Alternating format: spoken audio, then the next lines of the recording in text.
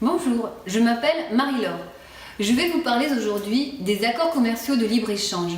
Mon objectif est de vous faire comprendre à quel point ce sujet est important pour comprendre les enjeux économiques qui nous font face. Pour cela, je souhaiterais vous demander, à la fin de mon intervention, de signer une pétition dont le but serait de favoriser, de faciliter la création d'accords de libre-échange. Nous allons donc aborder en quelques minutes cette thématique. Les accords de libre-échange ont traditionnellement pour le but la réduction des barrières tarifaires entre États afin de favoriser les échanges commerciaux. Ces accords ne se contentent pas de diminuer les droits des douanes, mais ils tentent aussi d'amoindrir toutes les entraves existantes au commerce. Ils permettent des échanges au-delà de nos frontières et ainsi de s'ouvrir à d'autres pays. Il ne faudrait pas se limiter à nos propres frontières, il est important de penser plus loin.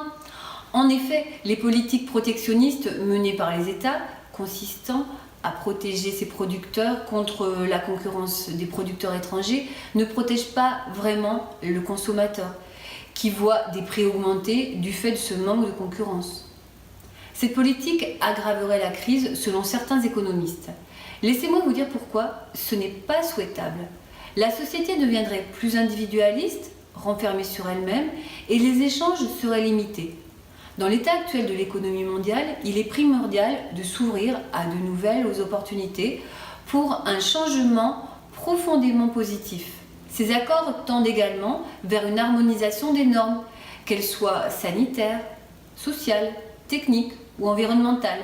Le changement est profond. Cette harmonisation semble simplifier administrativement la vie des petites comme celle des grandes entreprises et leur offre l'opportunité de s'implanter et de réussir sur de nouveaux marchés à fort potentiel.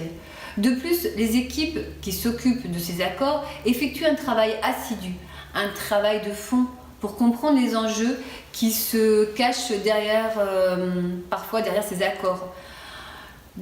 C'est dans bien des cas, les pays qui choisissent de ne plus aller dans ce sens-là voient souvent leur économie globale en pâtir. En effet, l'augmentation des droits de douane fait logiquement baisser les importations et augmenter les prix.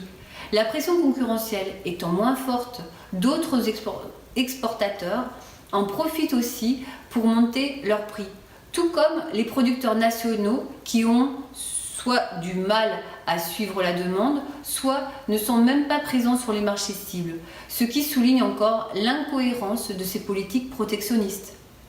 De plus, la présence d'un mécanisme de règlement des différends est là pour rassurer toute personne qui aurait encore des doutes sur les accords de ces libre-échanges.